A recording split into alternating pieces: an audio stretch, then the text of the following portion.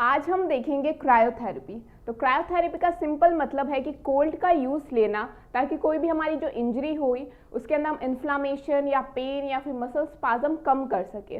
तो मेनली जो क्रायोथेरेपी है हम अक्यूट केसेस के अंदर यूज़ में लेते हैं। हमेशा याद रखना कि जो भी अक्यूट केसेस होगा, जैसे ही इंजरी हुई तो उसके कुछ हफ्तों के बाद में जो अक्यूट जो टाइम पीरियड होता है उस टाइम पे हम हमेशा क्रायोथेरेपी यूज़ में लेते हैं, और क्रॉनिक केसेस के अंदर हमेशा हम हीट थेरेपी यूज़ में लेते हैं। तो क्रायोथेरेपी हम बहुत सारे वेज के अंदर यूज़ में ले सकते हैं, जैसे कि वैपोक्यूलेंट स्प्रे हो गया, या फिर सिंपली हम जो आइस क्यूब है उस एरिया के अंदर हम मसाज कर सकते हैं आइस क्यूब्स लेकर, या फिर हम जो पैक्स आते हैं कोल्ड पैक्स वो भी हम यूज़ में ले सकते हैं उस जहाँ पे भी हमें इंजरी हुई है उसको ट्रीट करने के लिए। तो जब भी हमारे बॉडी के अंदर कोई भी टेम्परेचर के अंदर चेंजेस आते हैं तो हमारे बॉडी के अंदर थर्मो रिसेप्टर्स प्रेजेंट होते हैं। हीट के लिए भी रिसेप्टर्स होते हैं और कोल्ड के लिए भी रिसेप्टर्स प्रेजेंट होते हैं, बट जो कोल्ड वाले जो रिसेप्टर्स होते हैं वो ज़्यादा होते हैं कंपेरेटिवली हीट के जो रिसेप्टर्स होते हैं। तो ये जो भी हमारा जो टेम्परेचर चेंज होता है तो उसको डिटेक्ट कर लेते हैं। नॉर्मली 15 डिग्री सेंटीग्रेड से लेके जो 45 डिग्री सेंटीग्रेड है, अगर इस टेम्परेचर के बीच में हमारी बॉडी के अंदर कोई भी चेंजेस आता है तो उस टाइम पे नॉर्मली कोई फिजियोलॉजिकल चेंज हमारी बॉडी के अंदर या फिर सेल डैमेज इतना देखने को नहीं मिलता। लेकिन अगर जैसे टेम्परेचर 45 डिग्री से ज़्यादा अपन की बॉडी के अंदर बढ़ जाए तो उस टाइम पे सेल डैमेज देखने को मिलता है, एंजाइम्स काम नहीं करती है, हमारी बॉडी की जो भी फिजियोलॉजिकल इम्पेयरमेंट्स होते हैं वो देखने को मिलते हैं अगर 45 डिग्री से सेंटीग्रेड से ज़्यादा और 15 डिग्री सेंटीग्रेड से कम हमारी बॉडी का टेम्परेचर हो जाए तो अब हम देखेंगे फिजियोलॉजिकल इफेक्ट्स ऑफ क्रायोथेरेपी। तो इसके अंदर फर्स्ट है हमारा सर्कुलेटरी रिस्पॉन्स। तो एक चीज़ तो सबको पता होगी कि जब भी हम हीट अप्लाई करते हैं तो वहाँ पे वेजोडाइलेशन देखने को मिलता है, यानी कि ब्लड फ्लो इंक्रीज हो जाता है। तो जब हम कोल्ड अप्लाई करेंगे तो बिल्कुल अपोजिट होगा इसका, मतलब कि वहाँ पे वेजो कॉन्स्ट्रिक्शन देखने को मिलेगा, मतलब कि जो ब्लड वेसल्स होगी उनकी जो साइज होगी वो डिक्रीज हो जाएगी। तो वहाँ पे क्या होगा कि ब्लड फ्लो जो होगा वो कम हो जाएगा। तो इसका मेन रीज़न ये है क्योंकि जब भी हम कोल्ड अप्लाई करते हैं तो उस एरिया के अंदर क्या होता है, जो भी हमारे वेजोडाइलेटर्स होते हैं, जो भी हमारे वेसल्स को डायलेट करने वाले जो मीडिएटर्स होते हैं, जैसे कि हिस्टामिन हो गया, प्रोस्टाग्लैंडिन हो गया, तो इनकी एक्टिविटी और इनका प्रोडक्शन दोनों कम हो जाता है जब भी हम कोल्ड अप्लाई करते हैं उस एरिया के अंदर। तो जैसे ही अगर जो वेजोडाइलेटर्स है वो कम हो जाएंगे तो ऑब्वियसली मसल्स डायलेट नहीं होगी और वहाँ पे वेजो कॉन्स्ट्रिक्शन देखने को मिलेगा। तो जैसे ही वेजो कॉन्स्ट्रिक्शन होता है तो वहाँ का ब्लड फ्लो कम हो जाता है, और जहाँ पे भी हम कोल्ड अप्लाई करते हैं वहाँ पे उसकी सेल एक्टिविटी, मेटाबॉलिज्म सब कम देखने को मिलता है। अब जैसे ये हमारा आर्टरीज थी, ये हमारी कैपिलरीज है, ये हमारी वेन्यूल्स है, और ये है एवी एनास्टमोसिस यानी कि एट्रियोवीनस एनास्टमोसिस। तो नॉर्मली क्या होता है कि यहाँ से भी ब्लड फ्लो करता है, यहाँ से भी ब्लड फ्लो, कैपिलरी से भी ब्लड फ्लो करता है ताकि जो ब्लड फ्लो हो अच्छा खासा अमाउंट के अंदर हो। लेकिन जैसे ही हम कोल्ड अप्लाई करते हैं, कोल्ड थेरेपी देते हैं, तो उस टाइम पे क्या होता है, ये जो हमारा एवी एनास्टमोसिस है उसकी एक्टिविटी बंद हो जाती है और जो ब्लड फ्लो करता है सिर्फ कैपिलरीज के थ्रू करता है, और इनका भी जो साइज होता है वो कॉन्स्ट्रिक्शन हो जाता है इनका भी वेसल्स का। तो इस टाइम पे क्या होता है, इस वजह से जो ब्लड फ्लो होता है वो कम हो जाता है। अब इसके अंदर क्या होता है, एक हंटिंग रिएक्शन देखने को मिलती है। हंटिंग रिएक्शन के अंदर क्या होता है कि सपोज करो कि जो मैं अपना जो हैंड है एक 0 से 12 डिग्री सेंटीग्रेड का जो वाटर है, एकदम कोल्ड वाटर है, उसके अंदर अगर मैं इमर्स करूँगी तो उसकी वजह से क्या होगा, कुछ स्टार्टिंग के 15 मिनट में मुझे क्या होगा, अपने वेसो कॉन्स्ट्रिक्शन देखने को मिलेगा अपनी ब्लड वेसल्स का, यानी कि वहाँ का जो ब्लड फ्लो है वो कम हो गया। लेकिन जैसे ही 15 मिनट के बाद में क्या होगा, मेरी वेसल्स का वेजो डायलेशन हो जाएगा। फिर 15 मिनट के बाद में मुझे वापस से वेजो कॉन्स्ट्रिक्शन देखने को मिलेगा, और फिर 15 मतलब ये जो रिएक्शन है ऐसे चलती रहेगी। पहले वेजो कॉन्स्ट्रिक्शन स्टार्टिंग में, फिर वेजो डायलेशन 15 मिनट के बाद में, फिर वापस से 15 मिनट के बाद में वेजो कॉन्स्ट्रिक्शन देखने को मिलेगा। तो ये सबसे पहले एक साइंटिस्ट थे जो लुविस थे, उन्होंने ये देखा था रिएक्शन, तो इस वजह से इस रिएक्शन को बोलते हैं लुविस हंटिंग रिएक्शन। तो बेसिकली इसका रीज़न ये होता है क्योंकि जैसे ही हम कोल्ड अप्लाई करते हैं तो वहाँ पे क्या होती है, वेजल्स का कॉन्स्ट्रिक्शन हो जाता है, यानी कि ब्लड फ्लो जो है वो कम हो गया। अब ब्लड फ्लो कम हो गया, और जो आप लोगों को पता ही होगा कि हमारा जो हीमोग्लोबिन होता है वो ऑक्सीजन कैरी करके लेके जाता है और हमारे टिश्यू को डिलीवर करता है। लेकिन इस टाइम पे क्या होता है कि जो हीमोग्लोबिन से जो ऑक्सीजन डिसोसिएट होके टिश्यूज़ के पास जाती है वो डिसोसिएशन कम हो जाता है। तो हीमोग्लोबिन से जो ऑक्सीजन है वो कम धीरे धीरे, बहुत धीरे धीरे और कम डिसोसिएट होके टिश्यूज़ के पास जाती है। तो इस वजह से क्या होता है, ब्लड के अंदर ऑक्सीजन का लेवल ज़्यादा हो जाता है और टिश्यूज़ के पास ऑक्सीजन का लेवल कम हो जाता है। तो इस वजह से 15 मिनट के बाद में वेजोडाइलेशन देखने को मिलता है, ताकि वहाँ का ब्लड सर्कुलेशन जो है वापस से इंक्रीज हो सके और टिश्यूज़ के पास अच्छे से ऑक्सीजन पहुँच सके। तो इस वजह से वेजो कंस्ट्रिक्शन के बाद में वेजोडाइलेशन देखने को मिलता है। अब ये जो वेजोडाइलेशन है हमें कैसे पता लग सकता है कि हम आइस थेरेपी दे रहे हैं, जैसे कि हम आइस क्यूब से वहाँ पे मसाज कर रहे हैं और उसके बाद में वहाँ पे हमें रेडनेस, स्किन के ऊपर रेडनेस देखने को मिली, तो इसका मतलब है कि जो आइस है उसने वेजोडाइलेशन इंड्यूस किया। तो अगर अब हमें मैक्सिमम वेजो कंस्ट्रिक्शन वाले इफेक्ट्स चाहिए, हमें वेजोडाइलेशन नहीं चाहिए, तो हमें क्या करना पड़ेगा, 15 मिनट के अंदर अंदर जो ट्रीटमेंट का जो पूरा ड्यूरेशन है वो 15 मिनट के अंदर अंदर का रखना पड़ेगा। जैसे 10 मिनट्स रख सकते हैं या फिर मैक्सिमम 15 मिनट्स, अगर हमें सिर्फ जो प्योर वेजो कंस्ट्रिक्शन वाले इफेक्ट्स चाहिए तो। और मेनली इसके अंदर जैसे हमारे स्पोर्ट्स इंजरीज हो जाती है, वो जो काफ़ी कॉमन होली देखने को मिलती है स्पोर्ट्स के अंदर, तो जैसे स्पोर्ट्स इंजरी हो जाती है तो वहाँ पे एक प्रोटोकॉल होता है जिसको हम बोलते हैं राइस मतलब कि rest, ice, compression, bandages and elevation. जैसे ही हमारे स्पोर्ट्स के अंदर कोई भी टाइप की इंजरी होती है तो उसके जस्ट बाद में आइस लगाते हैं ताकि वहाँ पे जो इन्फ्लामेशन या पेन है वो सब कम हो सके, और कंप्रेशन बैंडेजेस भी लगा देते हैं और उस पार्ट को एलिवेट भी करते हैं ताकि स्वेलिंग और वो सब भी ना हो। तो ये स्पोर्ट्स इंजरीज के अंदर भी काफ़ी कॉमनली ये यूज़ में लिया जाता है। और उसके अलावा कोई भी टाइप की अक्यूट इंजरी होती है तो उस टाइम पर हम आइस ज़रूर वहाँ पे लगाते हैं, हमेशा याद रखना ये चीज़। अब जैसे ये हमारी लुइस हंटिंग रिएक्शन का चार्ट है, तो इसके अंदर क्या है, ये टेम्परेचर है कि 0 से 20 डिग्री सेंटीग्रेड में जब भी हमने अपना कोई पार्ट डिप किया तो उसकी वजह से क्या हुआ, स्टार्टिंग में हमें 15 मिनट्स के अंदर क्या देखने को मिला, वेजो कंस्ट्रिक्शन। फिर जैसे ही 15 मिनट्स के बाद में हमें वेजोडाइलेशन देखने को मिला, फिर उसके 15 मिनट्स के बाद में हमें वेजो कंस्ट्रिक्शन देखने को मिला। तो ये रिएक्शन हमें नॉर्मली देखने को मिलते हैं अगर हम एक्सटेंडेड पीरियड ऑफ टाइम के लिए कोल्ड का एप्लीकेशन करें। अब जो नेक्स्ट फिजियोलॉजिकल इफेक्ट है वो है न्यूरोमस्कुलर इफेक्ट्स। तो न्यूरोमस्कुलर के अंदर फर्स्ट है हमारा पेन रिलीफ। तो अब क्रायोथेरेपी के बाद में पेन रिलीफ कैसे देखने को मिलता है, तो उसके बहुत सारे रीजंस होते हैं। जैसे कि हमने कहीं पे भी हमें पेन हो रहा था और वहाँ पे हमने कोल्ड अप्लाई किया तो उसकी वजह से क्या हुआ, हमारे कोल्ड रिसेप्टर्स एक्टिवेट हो गए। तो मैंने आप लोगों को बताया था कि पेन गेट मैकेनिज्म के अंदर क्या होता है कि कोई भी मैकेनो रिसेप्टर्स हमारे एक्टिवेट हो जाते हैं, तो वो क्या करते हैं कि जैसे ये हमारी पेन की स्टिमुलस आ रही थी और ये ब्रेन के पास जा रही थी, तो अब जैसे ही हमारे जो कोल्ड के रिसेप्टर्स या फिर कोई भी मैकेनो रिसेप्टर्स एक्टिवेट हो जाते हैं तो वो क्या करते हैं, जैसे ये मेरा कोल्ड का रिसेप्टर एक्टिवेट हो गया था तो ये क्या करता है कि पेन की स्टिमुलस को ब्रेन तक जाने नहीं देता और खुद चला जाता है। तो ये अपन ने पेन गेट मैकेनिज्म के अंदर पढ़ा था, अगर आप लोगों ने नहीं देखी है वो वीडियो तो ज़रूर देखें ताकि आपको अच्छे से समझ में आ सके। तो वो क्या, कोल्ड के रिसेप्टर्स क्या करेंगे, पेन के रिसेप्टर्स को ब्रेन तक नहीं जाने देंगे और उसकी वजह से क्या होगा, हमें जो पेन का जो सेंसेशन है वो कम हो जाएगा। तो एक तो पेन गेट मैकेनिज्म के थ्रू पेन को क्रायोथेरेपी कम करता है। तो अब जो नेक्स्ट जो मैकेनिज्म है जिससे पेन कम होता है वो है कि अब जो पेन को जो लेके जा रहा है वो कौन होता है, ए डेल्टा फाइबर्स और सी फाइबर्स। तो वो क्या करता है, जो क्रायोथेरेपी जो कोल्ड है वो क्या करता है, इसका जो ट्रांसमिशन है, जो ये ए डेल्टा फाइबर जो पेन के स्टिमुलस ब्रेन तक लेके जा रहे हैं तो उसका जो ट्रांसमिशन है, उसका जो कंडक्शन है उसको ही कम कर देते हैं। तो अब जो स्टिमुलस पेन की लेके जा रहा है उसका कंडक्शन ही कम हो गया तो ऑब्वियसली जो पेन है वो भी हमें कम फील होगा। तो क्रायोथेरेपी क्या करता है, जो कंडक्शन है स्टिमुलस का उसको कम कर देते हैं।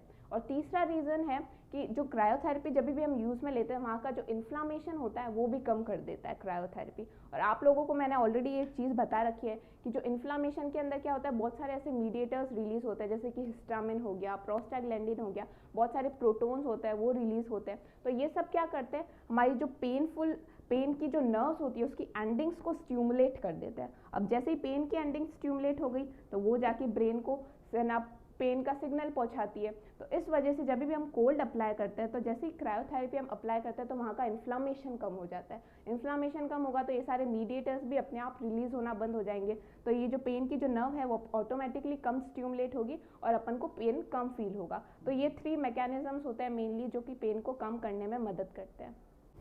तो अब जो हमारा नेक्स्ट है फिजियोलॉजिकल इफेक्ट्स के अंदर, वो है फैसिलिटेट मसल कॉन्ट्रैक्शन।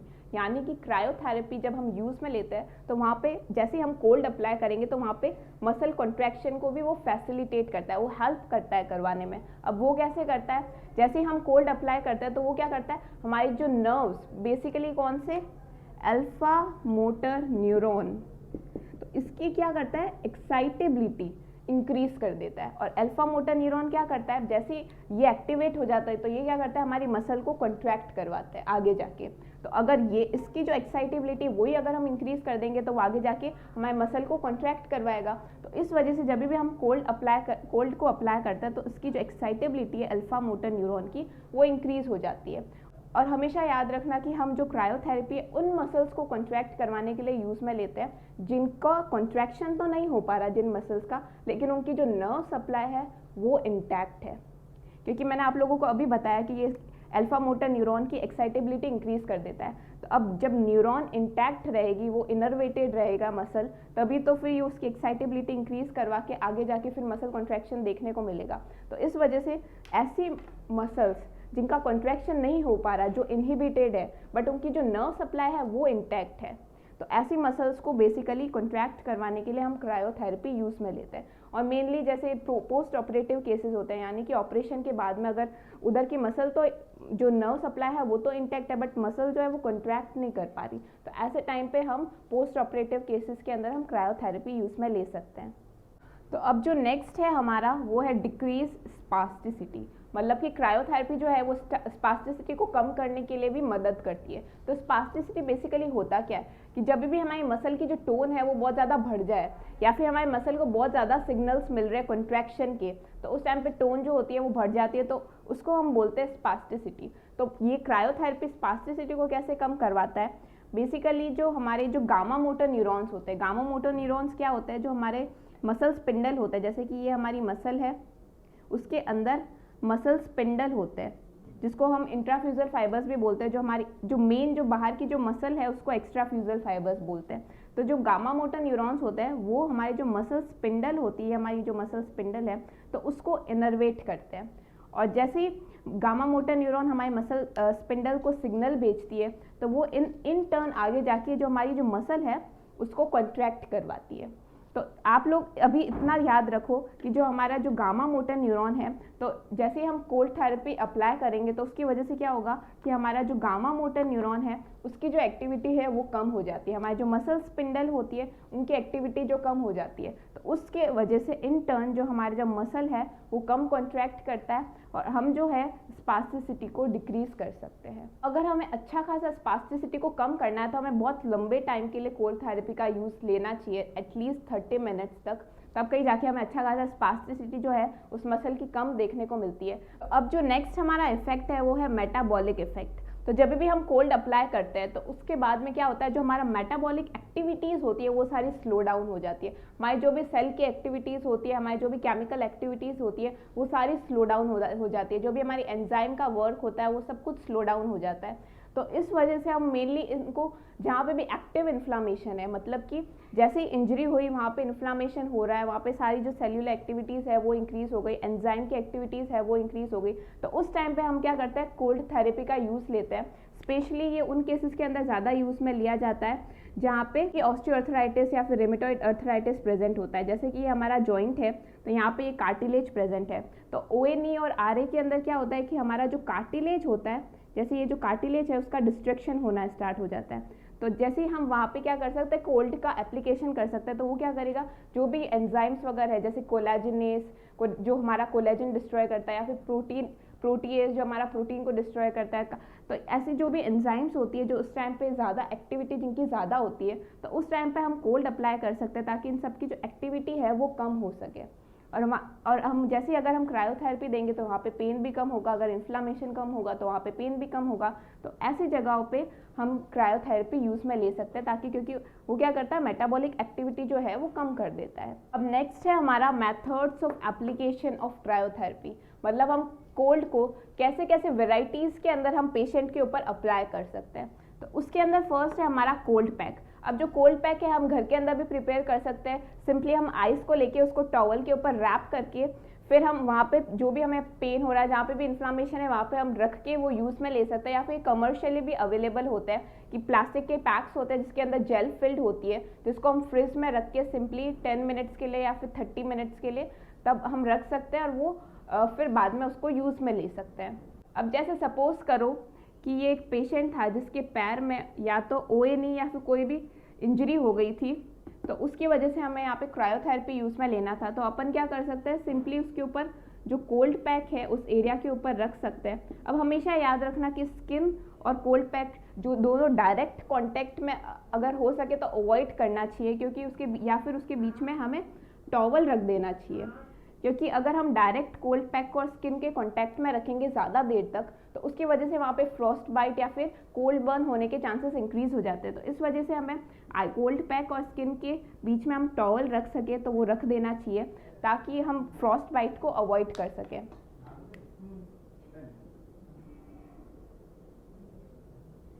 तो अब आप खुद सोचो, अगर हम कोल्ड पैक हमारी स्किन के ऊपर रखेंगे जो कि हमने कमर्शियली बनाया घर पे, तो उसकी वजह से क्या होगा कि यहाँ पे क्या होगा, जो वाटर है वो मेल्ट होके, जो आइस है वो मेल्ट होके वो नीचे जाएगी और वहाँ पे उसकी वजह से वाटर लीक होगा बार बार। तो इस वजह से उस वाटर को वहाँ से चैनल वहाँ से हटाने के लिए हमें क्या करना पड़ता है, एक गटर है वो प्रिपेयर करना पड़ता है। वो कैसे करेंगे, हम यहाँ पे हम टॉवल रोल करके रख देंगे दोनों साइड में और बीच में एक शीट रख देंगे।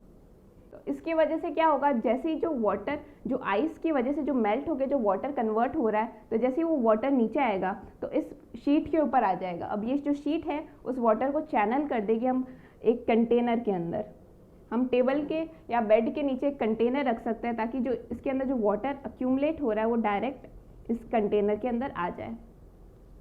तो अब लोग हमेशा याद रखना कि जब भी हम है ना स्किन के ऊपर हम आइस पैक यूज़ में ले रहे हैं तो उसके ऊपर हमेशा ऑयल लगाना चाहिए, वेजिटेबल ऑयल या फिर कोई भी टाइप का ऑयल, क्योंकि हम जैसे स्किन के ऊपर ऑयल लगाएंगे और फिर उसके ऊपर आइस एप्लीकेशन करेंगे तो वहाँ पे जो वाटर अक्यूमुलेट नहीं होगा, वो डायरेक्ट जो वाटर जो है वो स्लिप हो जाएगा स्किन के थ्रू और वो वहाँ पे अक्यूमुलेट नहीं होगा। क्योंकि अगर वहाँ पे ज़्यादा देर तक जो हमारे स्किन के ऊपर वाटर अक्यूमुलेट होके रहा तो उसकी वजह से कोल्ड बर्न होने के चांसेस बहुत ज़्यादा इंक्रीज हो जाते हैं। तो इस वजह से हमें स्किन के ऊपर हमेशा ऑयल लगाना चाहिए ताकि जो वाटर है वो डायरेक्ट स्लिप हो जाए और ज़्यादा देर तक स्किन के ऊपर रहे नहीं।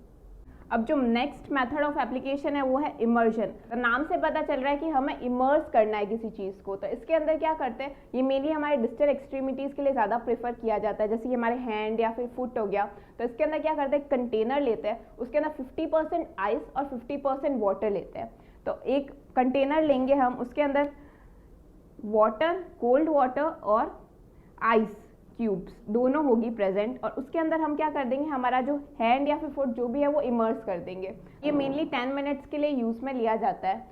तो ये कंटेनर है, इसके अंदर मैंने आइस और वाटर दोनों ले रखा है। नॉर्मली हमें आइस थोड़ा ज़्यादा लेना होता है बट मेरे पास घर में इतना अवेलेबल नहीं था इसलिए मैंने कम ही लिया।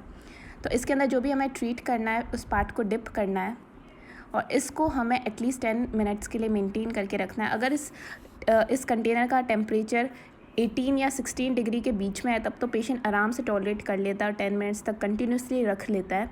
लेकिन अगर इसका टेम्परेचर बहुत कम है, लाइक अराउंड 10 या फिर 9 डिग्री, तो फिर हमें जो पेशेंट है वो कंटिन्यूसली मेंटेन करके नहीं रख पाता अंदर हाथ। तो इस वजह से हमें उस पूरे ट्रीटमेंट ड्यूरेशन को छोटे छोटे टाइम इंटरवल्स के अंदर डिवाइड कर देना चाहिए। जैसे 20 सेकेंड्स के लिए पेशेंट डिप करके रखे अपना हाथ और पूरा ट्रीटमेंट ड्यूरेशन हमें 10 मिनट्स तक का रख लेना चाहिए।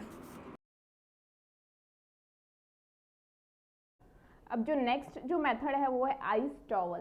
तो इसके अंदर हमें सिंपली क्या करना है, एक कंटेनर लेना है, उसके अंदर कोल्ड वाटर और आइस, जो क्रश्ड आइस होते हैं उन दोनों का मिक्सचर तैयार करना है और उसके अंदर हम टॉवल डिप कर सकते हैं और फिर वो एक्सेसिव वाटर हमें रिमूव करके जहाँ पे भी हमें स्वेलिंग या फिर स्पास्टिसिटी या फिर जो भी हमें एरिया ट्रीट करना है तो उसके ऊपर हम वो टॉवल लगा सकते हैं। अब वो जो टॉवल है हमें 30 सेकेंड्स के लिए एटलीस्ट वहाँ पे लगा के रखना है और फिर बाद में हम वापस से रिपीट कर सकते हैं उस टॉवल को इसके अंदर डिप करके।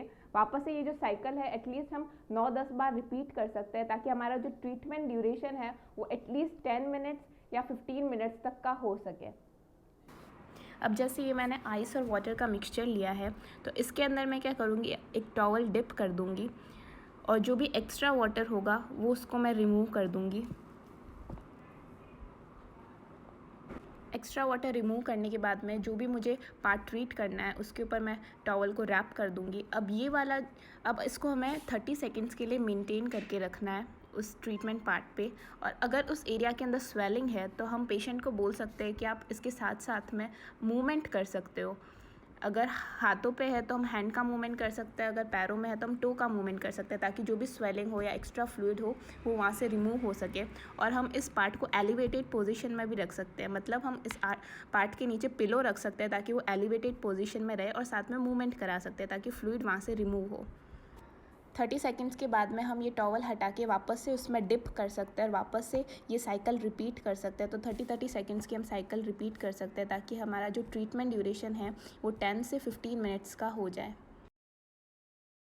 अब जो नेक्स्ट हमारा मेथड ऑफ एप्लीकेशन है वो है आइस क्यूब मसाज। तो इसके अंदर सिंपली हमें जो आइस क्यूब्स आते हैं वो हम जैसे जो स्मॉल एरियाज होते हैं बेसिकली, जैसे कि किसी को टेंडनाइटिस हो गया, प्रेशर सोर्स हो गया, या फिर किसी को गोल्फर्स एल्बो है या फिर टेनिस एल्बो है, तो उस टाइम पे भी हम यूज़ में ले सकते हैं। जैसे कि हम सिंपली क्या करेंगे, एक आइस क्यूब लेंगे और उसका एक जो पार्ट है उसको हम कोई भी टॉवल या फिर कोई हैंकी से कवर कर देंगे ताकि हम उसको इजीली पकड़ के हम वहाँ पे यूज़ में ले सकें, और जो दूसरा पार्ट होगा वो अनकवर्ड रहेगा। और उसको सिंपली हमें जो भी जहाँ पे भी पेन है तो वहाँ पे हमें सर्कुलर मोशंस के अंदर वहाँ पे हमें मसाज करनी है। तो ओवरलैपिंग सर्कल्स के अंदर हम उसे यूज़ में ले सकते हैं ताकि वहाँ पे जो भी अगर इन्फ्लामेशन या पेन है वो कम हो।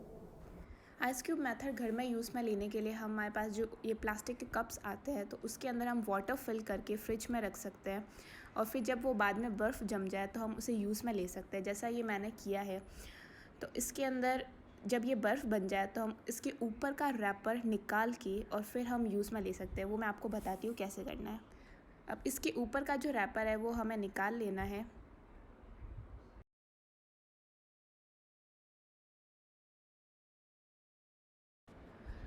अब जो भी हमारा ट्रीटमेंट पार्ट है उसके नीचे हमें टॉवल रख देना चाहिए ताकि जो भी पानी अगर गिर रहा है तो वो टॉवल के ऊपर गिरे और ज़्यादा मैसी ना हो। और ये नॉर्मली जो मेथड है स्मॉल एरियाज़ के लिए हम यूज़ में लेते हैं, जैसे टेनिस एल्बो है फॉर एग्जांपल, लेटरल एपिकॉन्डालाइटिस। तो इसके अंदर हम overlapping circles, small overlapping circles हमें उस पेशेंट की स्किन के ऊपर हमें लगाने हैं, और ये मेनली हम 10 मिनट्स के लिए हम दे सकते हैं, या फिर कम से कम 2 मिनट्स के लिए हम दे सकते हैं इस मेथड को। अगर आपको ये नहीं करना तो इसकी जगह जो सिंपल आइस क्यूब्स आती है उसका भी एक साइड हम टॉवल या फिर किसी हैंकी से कवर करके हम ऐसे ही यूज़ में ले सकते हैं। अब जो नेक्स्ट है हमारा मेथड ऑफ एप्लीकेशन वो है वेपोकूलेंट स्प्रेस। तो ऐसे स्प्रेस आते हैं कुछ जिसके अंदर क्या होता है, कुछ सब्सटेंसेस होते हैं जैसे कि इथाइल फ्लोराइड हो गए या फिर फ्लोरोमीथेन हो गए। तो ये सब्सटेंसेस क्या करते हैं, जो उस पार्ट को कूल डाउन करने के अंदर मदद करते हैं। तो ये मेनली स्पोर्ट्स इंजरीज के अंदर बहुत ज़्यादा यूज़ में लिया जाता है, जिसके अंदर पेशेंट को फटाफट ट्रीटमेंट की ज़रूरत होती है ताकि वो वापस अपना मैच खेलने जा पाए। तो इस टाइम पे हम वेपोकूलेंट स्प्रेस मेनली यूज़ में लेते हैं। इसके अंदर हम क्या करते हैं, कुछ स्प्रेस आते हैं, जैसे मेरे यहाँ पे इंजरी हो रखी है तो मैं उस स्प्रे से 3 से 5 बार वहाँ पे स्वाइप करूँगी, और ये मेनली जो डिस्टेंस होती है वो 45 सेंटीमीटर तक उनके बीच में रखनी चाहिए। तो इस स्प्रे से बेसिकली होता क्या है, वहाँ पे एक तो पेन होता है वो भी कम हो जाता है, दूसरा जो मसल एक्टिविटी है उस एरिया की वो भी कम हो जाती है। तो उस वजह से वहाँ की जो स्ट्रेचिंग है, अगर मसल टाइटनेस है वहाँ पे तो उसकी जो स्ट्रेचिंग करने में काफ़ी ईजी हो जाता है। तो इस वजह से इस स्प्रे को यूज़ में लेने के बाद में अगर हम वहाँ पे स्ट्रेचिंग कराएं उस मसल्स की तो और ज़्यादा अच्छा रिजल्ट देखने को मिलता है। तो जहाँ पे भी हमें इंजरी हो रखी है और स्प्रे के बीच का जो डिस्टेंस है हमें 45 सेंटीमीटर तक का रखना चाहिए, और एक जो स्प्रे है वो एंगल्ड में होना चाहिए, एकदम स्ट्रेट नहीं होना चाहिए, वो थोड़ा एंगल्ड में होना चाहिए। और फिर हमें 3 से 5 बार वहाँ पे उस एरिया के ऊपर स्वाइप करना है उस स्प्रे से। तो वहाँ पे फिर क्रायोथेरेपी के इफेक्ट्स देखने को मिलेंगे।